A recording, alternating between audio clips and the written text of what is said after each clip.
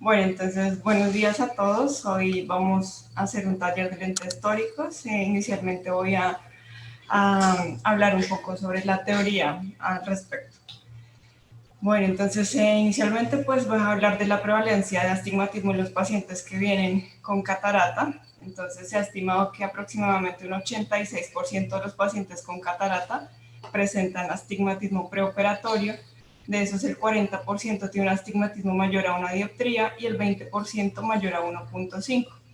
La prevalencia de un astigmatismo mayor a 3 dioptrías se ha encontrado en menos del 5%.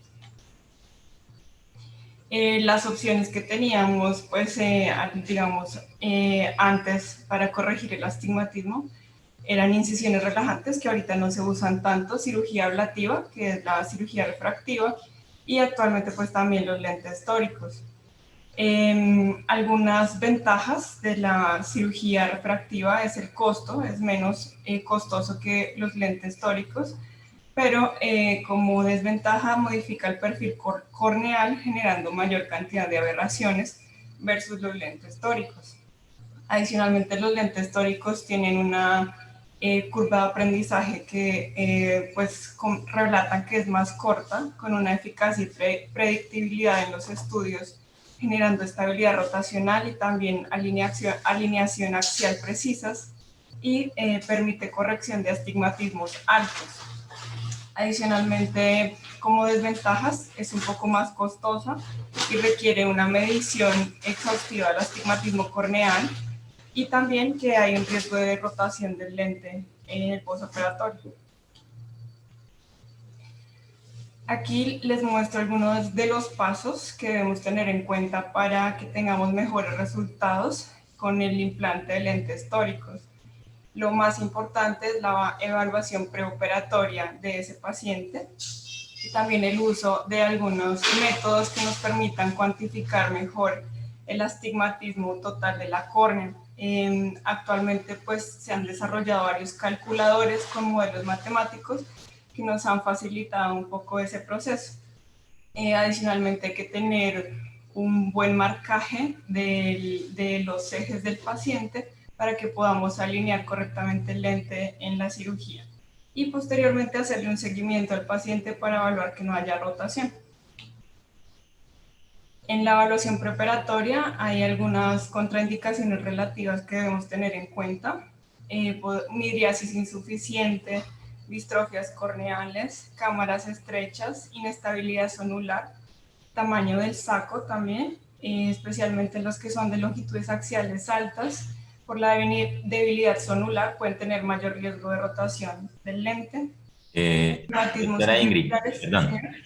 O sea, más que por la debilidad sonular, por el mismo tamaño del saco como tal, ¿no? Porque, claro, el lente tórico tiene una longitud estándar de sus ápticas. Y si el saco es más grande, pues simplemente rota dentro del saco, ¿no? No porque la zónula esté con problemas, no, sino simplemente porque el saco es más grande. Entonces, al ser el saco más grande, pues se rota ese lente. Entonces, por eso el blanco blanco también lo hemos tenido, se ha tenido en cuenta en esos casos. Afortunadamente, con la plataforma de Alcon es muy raro que se roten lentes, pero hemos tenido casos de rotación y se lo hemos achacado al tamaño del saco.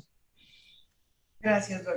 Adicionalmente, astigmatismos irregulares y ectasias corneales, que también pues hay que evaluar esos casos. No necesariamente es una contraindicación, pero pues a veces sí se evita en estos casos implantar lentes tóricos. Bueno, entonces, Doctora, una doctora, pregunta, y en cuanto a cámaras estrechas, ¿algún tamaño pues, en especial? sí, el problema de las cámaras estrechas, ¿cuál es? Que la predictibilidad del cálculo se es menos precisa, pero no es que realmente haya otra contraindicación. O sea, digamos, ahorita vamos a hablar un poco de eso, de los cálculos. Si quiere, dele para atrás, doctora Ingrid. ¿Atrás? Pero Sí. más equivocaciones cuando hay tallado sobre la córnea por refractivas o cosas de esas Ah, claro, sí, hay que no más. pusieron. O sea, sí, el antecedente de cirugía refractiva pues complica más el cálculo. Pues lo dificulta más por la precisión, pero esta es la toricidad, pero la toricidad también se afecta, sin duda.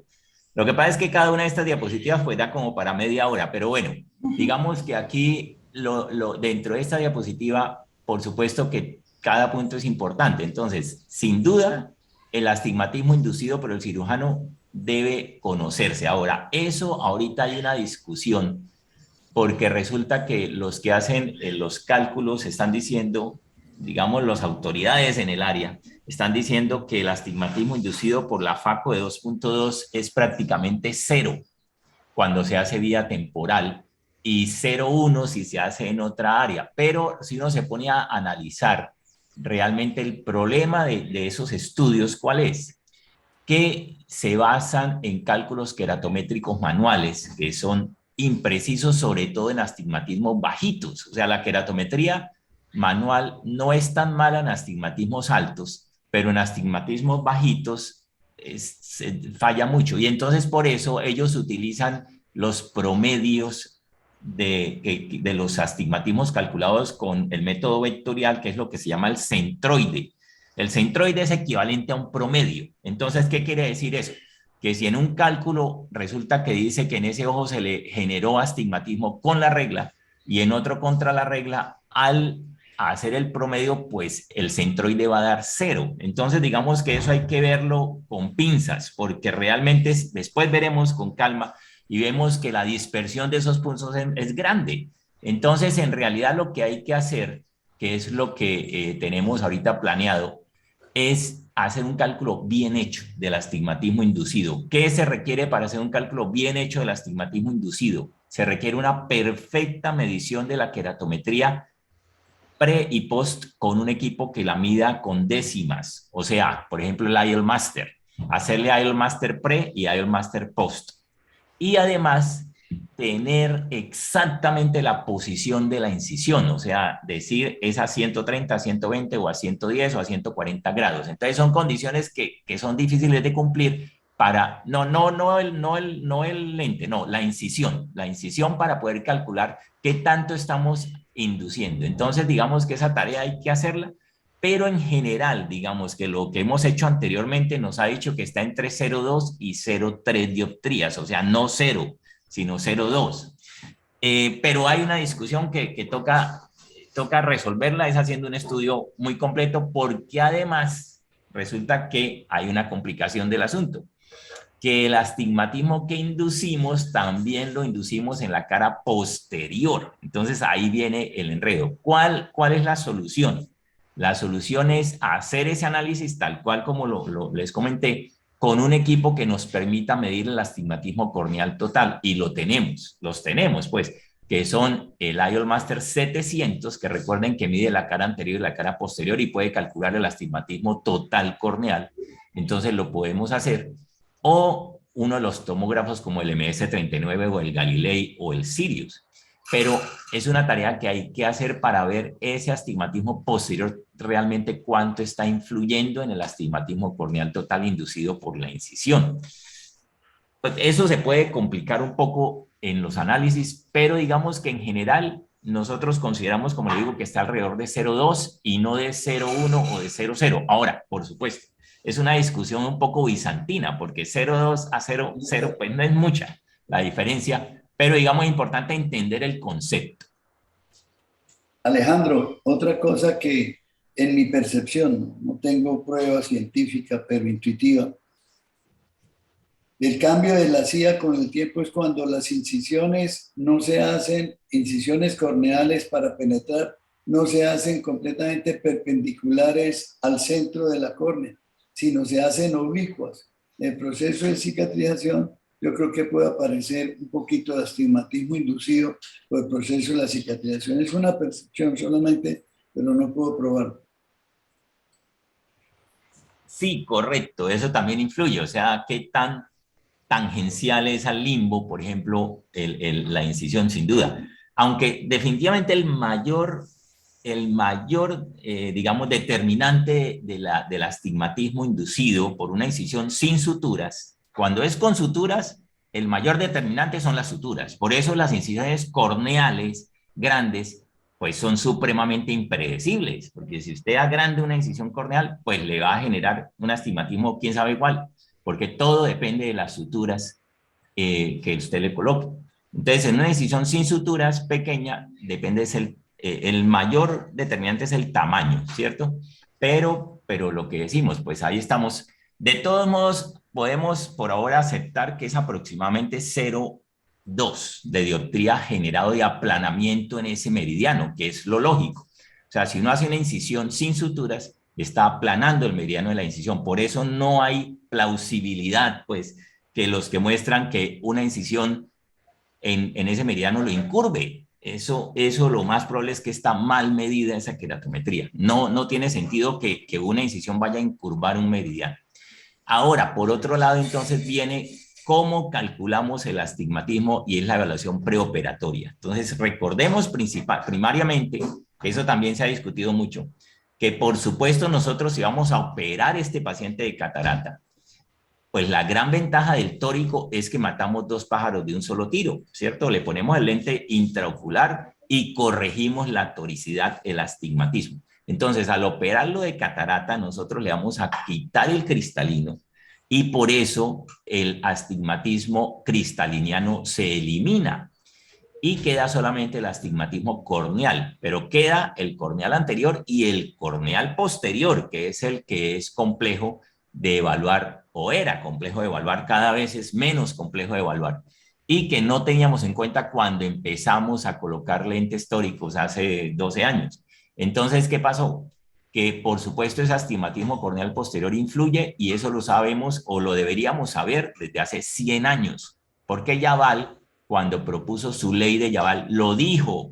Él dijo, esta queratómetro mide el astigmatismo de la cara anterior, pero queda el astigmatismo intraocular sin medir, y el astigmatismo intraocular está compuesto por el astigmatismo de la cara posterior y el cristalino. Lo que pasa es que se nos olvidó a todos leer ese libro y resulta que duró 100 años eso escondido ahí, hasta que el doctor Koch hace 8 años dijo, sí, el astigmatismo corneal posterior existe, pero ya lo había dicho Yaval 100 años antes. Entonces, efectivamente, el astigmatismo corneal posterior existe, generalmente es de poca magnitud, pero puede ser de una magnitud significativa y generalmente está en cierta dirección, pero eso también lo vamos a discutir ahora porque no es en todos los ojos, que está en la misma dirección. Entonces, todo eso es la evaluación preoperatoria y de ahí va el calculador. Entonces, digamos que esos 3 pasos son críticos. Todos son críticos, pero esos 3 pasos son súper importantes y seguramente nos vamos a detener bastante sobre todo en el uso de los calculadores y en el análisis y en entender qué es lo que queremos de esos calculadores. Entonces, doctora Ingrid, adelante. Y las contraindicaciones, pues después hablamos de ella porque si no nos alargamos mucho. Pero digamos que por ahora vamos a hablar de un ojo sin ectasia, sin astigmatismo irregular, un ojo estándar. Listo, doctor. Adicionalmente, es muy importante tener en cuenta a nuestros pacientes que tienen alguna alteración de la superficie ocular, ya que las mediciones de la cara anterior de la córnea se pueden alterar bastante en un paciente que tiene ojo seco. Entonces es importante optimizar el tratamiento de los pacientes que tienen ojo seco antes de hacer los estudios y de esta manera pues tener unas mediciones más confiables para tener un buen resultado postoperatorio. ¿Qué debemos tener en cuenta a la hora de elegir la toricidad? Sobre todo cuando vamos a tener en cuenta los valores para los calculadores. Primero debemos saber cuál es el equivalente esférico que le vamos a corregir a ese paciente adicionalmente pues, del valor de astigmatismo que tiene. También medir adecuadamente el astigmatismo corneal total y también tener en cuenta lo que mencionaba el doctor, el astigmatismo inducido. Entonces, como mencionaba el doctor, bueno, antes no era tan fácil medir la cara posterior porque no había equipos que nos dieran un valor de esta cara.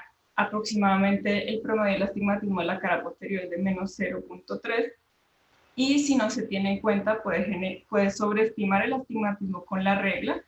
Según el artículo donde lo revisé, menciona que puede sobreestimarse cerca a 0,5 dioptrías y también puede subestimar el astigmatismo contra la regla en 0,3 dioptrías, además de generar inducir errores en el eje de 7,4 a 10,3 grados.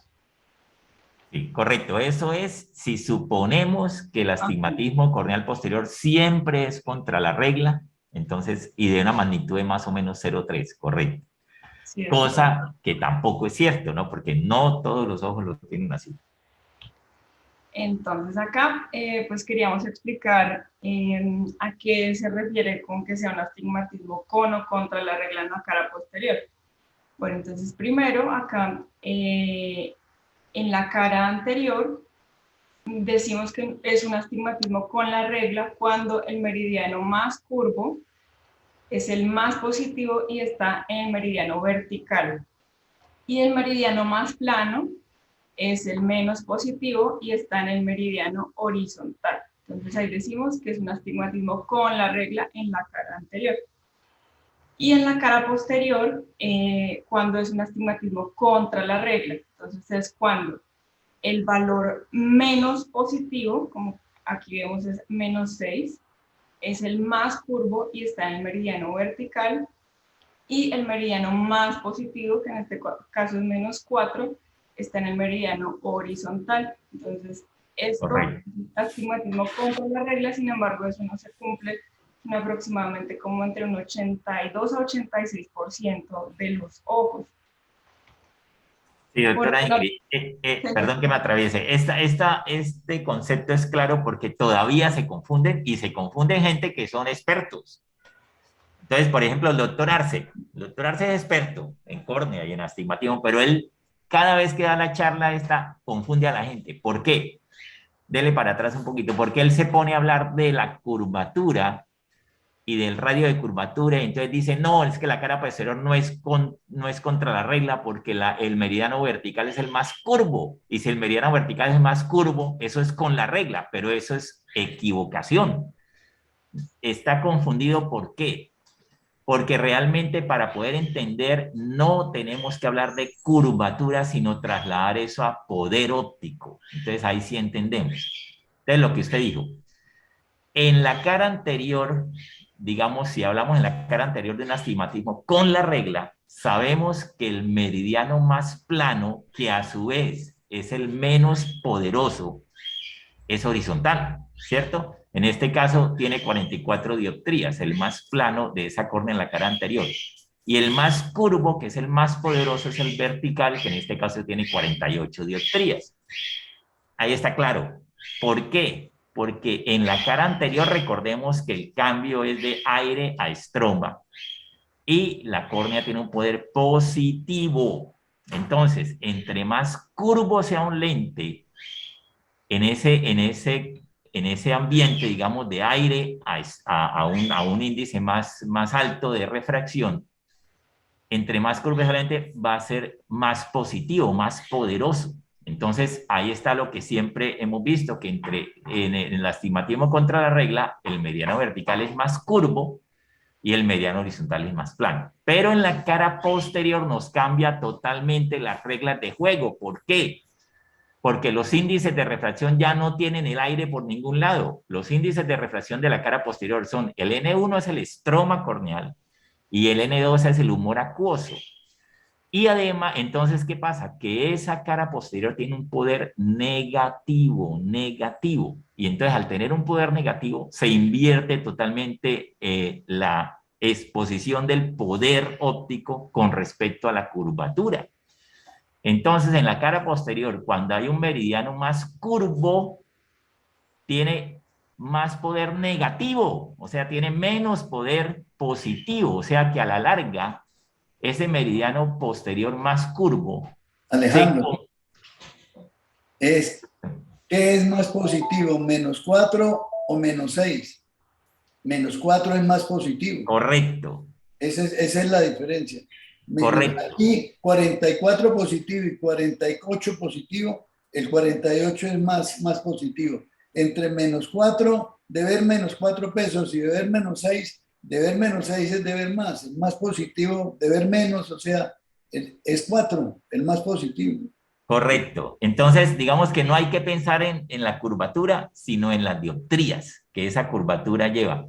Y por eso, aunque en esta córnea, tanto en la cara anterior como en la cara posterior, el más curvo es el vertical, en la cara anterior es con la regla y en la cara posterior es contra la regla, porque se comporta como un contra la regla. Que este es el escenario más común, como dice la doctora Ingrid, en el 80 y tanto % de los ojos. Listo, Doc. Y por otra parte, entonces cuando no se cumple esta regla, sucede que en la cara posterior el meridiano más curvo no está, no está vertical, sino está horizontal, donde está el valor menos positivo. Entonces eso sería un astigmatismo con la regla en la cara posterior. Vamos, bueno, acá les muestro una tabla de los modelos de lente tórico de Alcon, que es los que más usamos actualmente, para darles un ejemplo. Entonces vamos a... Doctora Ingrid, de pronto démosle para atrás un momentico, porque además, pues está el otro factor, es la distancia al vértice, ¿cierto? Entonces, cuando nosotros medimos el poder de la córnea con un queratómetro, con un topógrafo, estamos midiéndolo con la reflexión directa en la córnea. Entonces, ese 48 y ese 44 está medido sobre la córnea, por decirlo así. Si nosotros medimos unas gafas, acuérdense que si medimos las gafas tenemos que hacer una corrección, y entonces eso es la distancia al vértice. O cuando medimos unas gafas y tenemos que poner unos lentes de contacto, cambia el poder, ¿cierto? Y lo mismo sucede para adentro. Si nosotros ponemos un lente intraocular, también estamos a una distancia de la córnea determinada por la profundidad de la cámara anterior. Entonces, por eso es que, por ejemplo, para entenderlo fácil, cuando un paciente hemétrope queda áfaco, es que no le pusimos un lente de más o menos 20 dioptrías, un lente intraocular en el plano del lente que debería tener más o menos 20 dioptrías. Pero si nosotros a ese paciente áfaco le vamos a poner unas gafas, no le ponemos más 20, sino por ahí más 13 o más 14. ¿Por qué? Por la distancia al vértice. Entonces, entre más lejos de la retina, ese poder debe ser menos positivo, y entre más cerca a la retina, más positivo. Pero aquí, ¿qué pasa? Aquí que resulta que lo que queremos corregir no está en la retina, está en la córnea. Entonces, por eso la relación entre la posición efectiva del lente y la córnea influye con el valor de la toricidad. Entonces, ¿qué pasa? Que como no estamos sobre la córnea, sino estamos más lejos, por ponerlo fácil, como estamos más lejos de la córnea, hay que poner un valor más alto de toricidad para poder corregir un cilindro corneal X. Entonces, por eso en la tabla que vamos a ver, que los lentes intraoculares tienen una toricidad interna, pero no corrigen todo eso. ¿Por qué? Porque no están directamente en la córnea, sino que tienen cierta distancia. Entonces, por eso existe esa relación. Entonces, ahora sí. Listo. Entonces... Perdón. Y eso es lo que calculó el doctor Holaday con unos métodos de divergencia. Por eso es que en Alcon dice Holaday. Ese es el método de Holaday para calcular la toricidad. No tiene nada que ver con la fórmula biométrica del equivalente esférico Holaday 1 ni Holaday 2. Es otra cosa diferente que también hizo el doctor Holaday.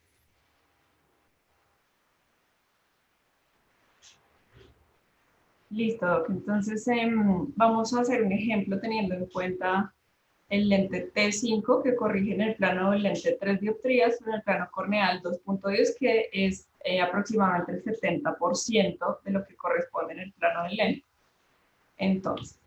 Correcto. Entonces, perdón, doctora. Entonces, esto es una aproximación. Entonces, más o menos en la córnea, en la cámara anterior promedio, lo que dice el lente corrige más o menos el 70% en el plano corneal. Esto es por darse una idea rápida. Esto lo hicimos nosotros, mejor dicho, por darnos una idea rápida de cuánto es que corrige. Ahora, lo que pasa es que eso varía dependiendo de la profundidad de la cámara anterior. Entonces, en una cámara anterior estrecha va a corregir más y en una cámara anterior profunda va a corregir menos, aunque realmente la diferencia no es mucha, pero sí puede alcanzar el 7%, por ahí más o menos de diferencia. Y también se influye un poco por la longitud axial, un poco. Pero para aprendérselo fácil, más o menos hay que multiplicar por 0,7 para ver cuánto está corrigiendo, o dividir por 0,7 si queremos al revés. Si tenemos un astigmatismo corneal de 2, por ejemplo, en este caso, de 2, ¿para qué lente le tenemos que poner? Entonces, si dividimos, nos da, o multiplicar por 1.4, nos da 3, que sería lo que le tenemos que poner. Listo, Doc. Entonces acá vamos a, es un ejemplo de un paciente que tiene un astigmatismo corneal de menos 210 a 90. Entonces, como explicó el doctor, si quisiéramos corregir ese astigmatismo, entonces correspondería, según la tabla que acabamos de ver, a un T5 que corrige en el plano corneal 210. Esto si lo hacemos con el calculador, con la fórmula Holaday. Entonces, nos dice que quedaría un residual de 0.02 prácticamente. Correcto. Entonces, digamos que esto es lo que estamos hablando. Entonces, si entramos al calculador tórico de Alcon, él nos va a dar dos opciones, que de paso esa fórmula ahí es confuso, sería más bien el método, pero bueno, nos da la opción de Holaday y la opción de Barrett. Si nosotros utilizamos la opción de Holaday, él solamente corrige lo de la distancia de la profundidad de la cámara y no hace ningún ajuste en cuanto al astigmatismo corneal posterior. Entonces, en este caso que le pusimos inventado una córnea con menos 2.10 a 90, pues ya acabamos de decir que un T5 corrige 2.10, entonces nos debe salir exacto que un T5 es lo que va a corregir ese astigmatismo de manera completa, que es lo que sale. Dice que el astigmatismo residual, poniéndole un T5, alineado con el meridiano más curvo, porque acordémonos que el lente tórico tiene un cilindro positivo. Entonces hay que alinear el eje de ese cilindro positivo con el meridiano corneal más curvo para que actúe a 90 grados, es decir, que incurve el meridiano corneal más plano. Y efectivamente, miren que calculándolo con la Holaday, nos dice que queda en 0, poniéndole un T5. O sea que sí nos comprueba que lo que acabamos de decir es correcto, que más o menos ese T5 que tiene 3 dioptrías en el lente corregiría 2.10 en la córnea en un ojo estándar. En este caso que no estamos haciendo nada para el astigmatismo corneal posterior.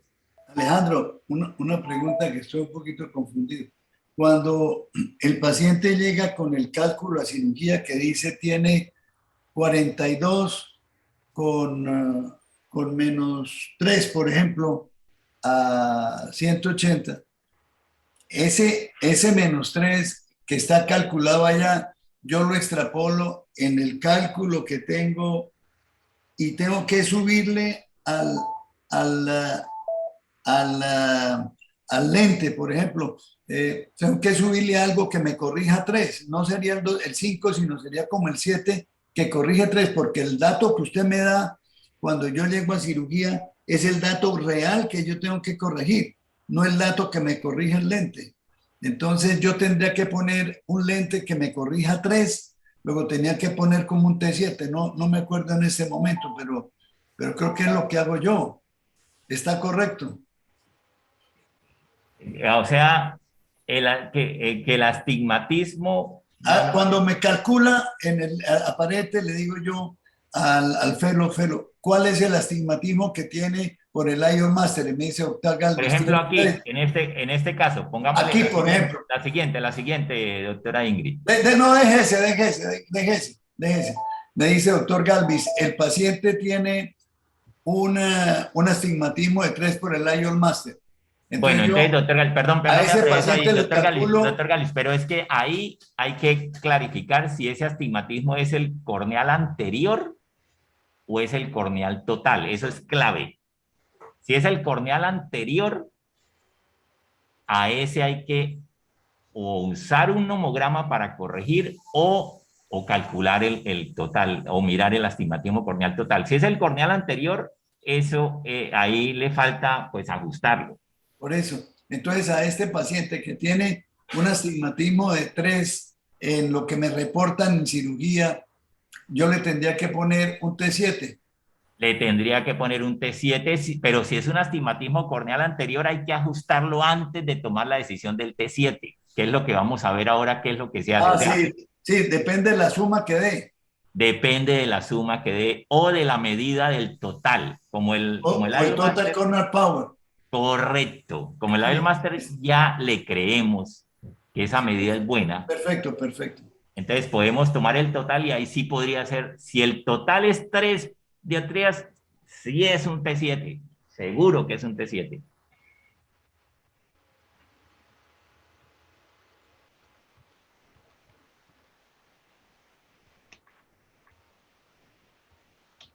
Bueno, y acá es el mismo ejemplo, pero usando el calculador Barrett, que ese sí hace la compensación de la cara posterior cuando asume que la cara posterior es contra la regla. Entonces, para ese mismo paciente con astigmatismo corneal de menos 2,10, con el mismo lente T5, el Barrett nos muestra que va a quedar un residual de 0,35 dioptrías. Entonces, pues según este calculador, estima que la cara, les muestro acá, que el astigmatismo residual sería menos 0,30 dioptrías a 90. Correcto, o sea que aquí con este, doctora Ingrid, con este simple ejemplo de Alcon, este es el calculador de Alcon, inventándonos una córnea con un astigmatismo corneal de menos 2,10 por 90, o sea, contra la regla. Vimos que si consideramos la jolada y nos dice que le pongo ante 5 y queda en 0. Pero si usamos el Barrett, él le suma 0,35, porque eso es lo que nos dice que va a quedar de residual. O sea que más o menos para ese ojo, tendríamos que el nomograma de Barrett está considerando que la cara posterior tiene menos 0,35 a 90. Sí, pero lo que pasa es que varía la magnitud que supone el Barrett, dependiendo del tipo de astigmatismo de la cara anterior y de la magnitud del astigmatismo en la cara anterior. Entonces, él supone, porque se ha encontrado una relación entre mayor el astigmatismo con la regla anterior, es mayor el astigmatismo contra la regla posterior. Eso es cierto. Pero ¿cuál es el problema? Que por supuesto es cierto para el promedio, pero varía para cada ojo. Entonces ahorita vamos a ver otro ejemplo que nos dice, mejor dicho, ¿cuál es el mensaje de fondo? Que es peligroso creerle a Barrett. Es peligroso porque nos puede dar una sorpresa refractiva. Porque sobreestima el poder de la cara posterior, ¿no? El ideal no es que estime, sino que se mida, ¿no? Lo supo, claro. Entonces, como ahora podemos medirla, ahora sí la vamos a medir. Entonces, para aclarar, pero vamos a aclarar por qué no le creemos a Barrett. No le creemos porque no se le puede creer, mejor dicho. ¿Por qué? Porque no se cumplen todos los casos. Y ese es el problema. Entonces, siga, doctora Ingrid. Listo. Aquí vamos a hacer otro ejemplo con un astigmatismo más alto. Entonces, para un astigmatismo en el plano corneal de 4,20 se requiere un lente T9 que corrige en el plano del lente 6 dioptrías. Entonces, teniendo en cuenta esto, pusimos un ejemplo con un paciente que tiene astigmatismo de menos 4,10 a 0. Entonces, se tendría que poner, como les dije, un lente T9. Hicimos el cálculo inicialmente con la fórmula de Holaday. Acá nos muestra que quedaría un residual de 0,01, prácticamente nada. Y hicimos lo mismo usando la fórmula de Barrett y acá nos muestra que va a quedar en más 0,16 a 100. Pero con un T7, con uno mucho menos poderoso. Menos poder, exactamente, y que aún así queda hipercorregido. Entonces él asume que la cara posterior tiene mucho más poder. Y si vemos el T9 exactamente, según Barrett, en ese inventado que nos pusimos de un astigmatismo corneal de menos 4,10 con la regla, según el nomograma de Barrett dice que si le ponemos un T9, lo hipercorregiríamos en una dioptría, en 1,2 realmente. O sea que supone que ese ojo con astigmatismo corneal con la regla de 4 dioptrías tiene un astigmatismo corneal posterior de menos 1,2 por 90, lo cual realmente es una presunción muy arriesgada. porque es un valor muy alto del cilindro posterior que lo cumplirán algunos ojos, pero no lo cumplirán muchos ojos, y entonces por eso es que puede dar una sorpresa refractiva.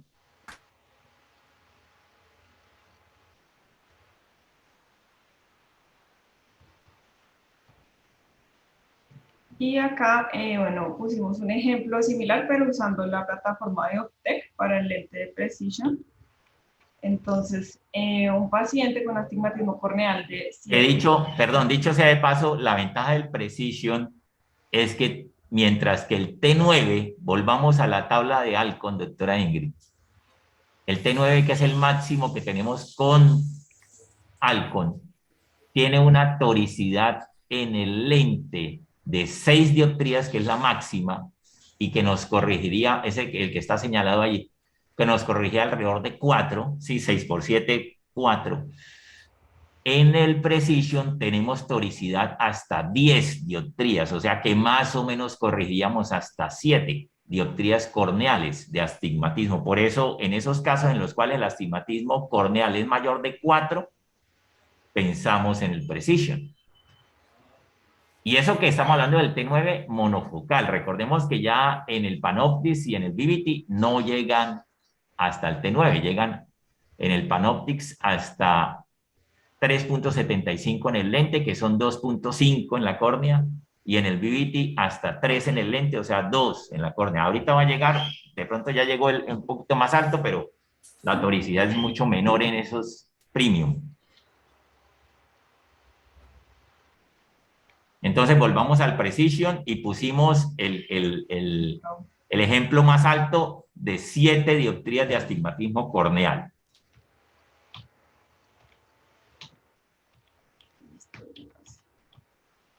Bueno, entonces acá un ejemplo con astigmatismo corneal de menos 7 a 90. Y usando el método de estándar K, que es equivalente a que usáramos la fórmula de Holladale en el calculador de Alcon, que no tiene en cuenta la cara posterior. Es contra la regla, ¿cierto? Dele para atrás un momentico, que de hecho el calculador de Optec hace ese pequeño cálculo y lo muestra. Entonces miren que dice astigmatismo preoperatorio corneal más 7 a 0, o sea, menos 7 a 90, lo que estamos diciendo. El astigmatismo inducido le pusimos 0 para facilitar el cálculo, y él hace un cilindro cruzado. O sea, el astigmatismo inducido es importantísimo porque siempre se suma vectorialmente, entonces afecta el astigmatismo que uno esté calculando. En este caso, como le pusimos 0, pues claro que no lo afecta. Entonces, por eso dice otra vez más 7 a 0, o sea que es lo mismo que menos 7 a 90, que es lo que estamos creando el ejemplo de un menos 7 contra la regla en córnea. Adelante, doctora Ingrid. Listo. Entonces, para este calculador nos arroja que debemos poner un lente con una toricidad en el plano del lente de más 10 para que corrija el 70%, que equivale a las 7 dioptrías que tiene ese paciente, y tendríamos un astigmatismo residual de 0.09, que es pues muy bajito. Lo que habíamos calculado, o sea, lo que estamos hablando, que efectivamente esas 10 dioptrías en el plano del lente corrigen las 7 dioptrías en el plano de la córnea. Y por otra parte, usando el otro método, que es el Abulafia-Koch, que este es equivalente a que usáramos la fórmula de Barrett en la de Alcon, entonces nos muestra que quedaría con un residual de 0.39. Usando el mismo lente, un lente con una toricidad en el plano del lente más 10. O sea que efectivamente también en el astigmatismo contra la regla anterior, también el Abulafia-Koch, que es el nomograma de Precision, hace lo mismo. Considera que el astigmatismo corneal posterior, aún en estos contra la regla altos, es de más o menos 0.3, 0.4. Pero está suponiéndolo, vuelvo e insisto. Otra cosa es que en los con la regla suponen que es más grande cuando los astigmatismos con la regla son altos, como ya lo vimos con Barrett. Doctor, una pregunta. Alejandro, usted había dicho que la incisión a 180 no induce nada. Eso es lo que están diciendo ahora. Pues siempre se ha dicho que induce menos, porque está más lejos del eje visual. Pero ahora dicen que prácticamente no induce nada. Pero yo no creo que no induzca nada. Yo creo que induce un poquito. Pero ¿por qué dicen que no induce nada? Simplemente porque en promedio de verdad no induce nada. Pero es que eso es porque se basan en medidas queratométricas manuales, que son malas, porque las medidas queratométricas manuales son muy operador dependientes. Entonces, ese es el problema. Hay que calcularlo con medidas más objetivas, más precisas y que sea plausible. Es que, por ejemplo, ellos en los ejemplos muestran a un paciente que le hicieron una incisión temporal y resulta que termina incurvándole ese meridiano. Pues eso no cuadra, eso es que está mal medido. O sea, una incisión jamás va a incurvar, una incisión aplana. Entonces, por eso es que les da cero, porque como hay unas inducciones de astigmatismo para el otro lado, pues al sumar unas con otros le da cero. Pero digamos que lo que le digo, pues bueno, no es cero. O sea, mejor dicho, yo creo que es por ahí 0,1. Ahora es muy poquita la diferencia entre 0 y 0,1 dioptrías. Si hiciera la incisión a 90, tendría que calcular un 7,25 para nosotros. Exactamente, a 90 es más cercano y genera un poco más, exactamente, sería por ahí 0,25, correcto. Aunque para complicar la cosa, como le digo, doctor Galvis, ahora también, eso sí es cierto, hay que tomar en cuenta qué pasa con el aplanamiento de la cara posterior por la incisión. Entonces puede ser que sea un poquito menos por la combinación de aplanamiento de la cara anterior y aplanamiento de la posterior que se comporta al revés. Entonces, eso es lo que, pero más o menos sí, 0,2 por ahí.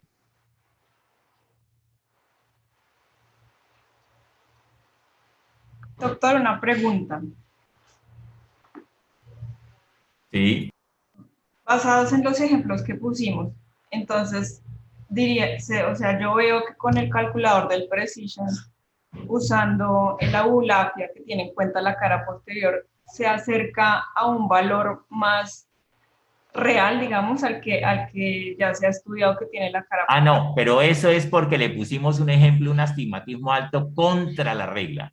Si le ponemos un ejemplo, un astigmatismo alto con la regla, también lo supone más alto.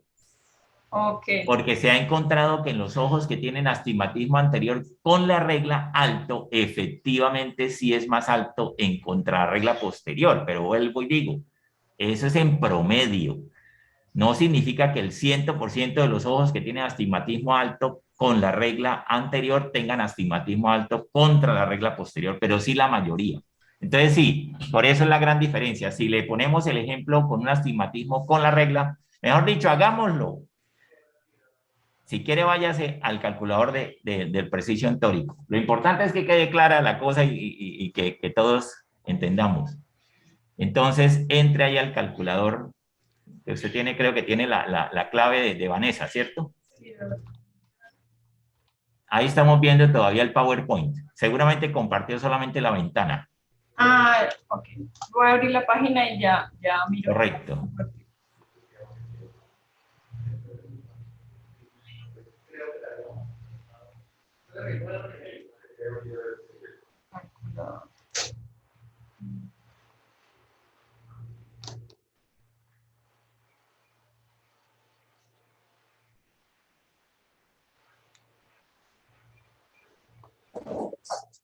Yo tengo una pregunta mientras la doctora abre.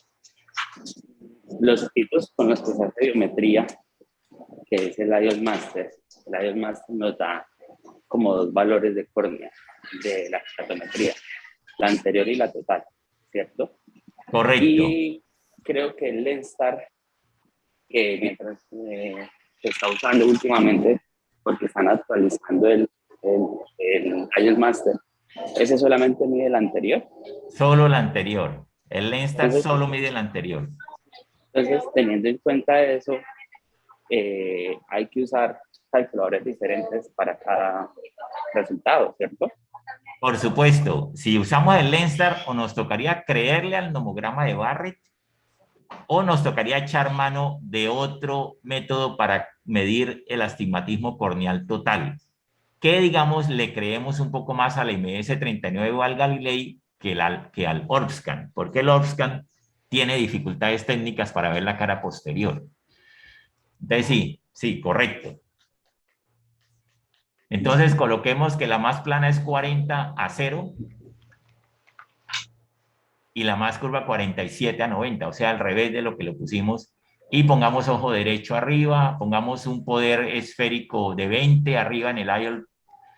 Y arriba, ¿qué otro hay que llenar? Miremos a ver. No, dijimos que con aulafia, perfecto. 24.5, pongámoslo promedio ahí, y 3.0. Y 0 de CIA y 180 de incisión. Y dígale que sí acepta y calcular. Y le pregunta que si sí son seguros, dígale que sí, que seguir con esos datos. Y listo. Entonces miremos cuánto nos dice de residual. Entonces, miremos, dice que le pongamos, mire que ahí dice que no le pongamos un 10, sino un 8.5 de cilindro, que es el segundo dato que está ahí, eso. Si ve que no, y con el 10, si le ponemos 10, póngale 10. Nos va a decir que le queda casi una dioptría, si ve que es muy parecido a lo que calcula Barrett. Porque, como les digo, sí se ha demostrado que en los astigmatismos que son con la regla anterior, los los astigmatismos que son con la regla anterior altos, sí es cierto que la mayoría de los ojos tienen astigmatismo contra la regla alto, pero eso es la mayoría. Entonces, si resulta que somos tan de malas que ese ojo no es de la mayoría, sino es de los que en lugar de tener, como ellos suponen, menos 0,9/90 posterior, tienes menos 0,3 con la regla, por decir algo, pues nos queda un cilindro de una dioptría de diferencia, o sea que en esos cometemos el error todavía más grande. De paso, este ejemplo está bueno también para ponerlo ahí para que sepamos que es en los dos calculadores que se suponen eso.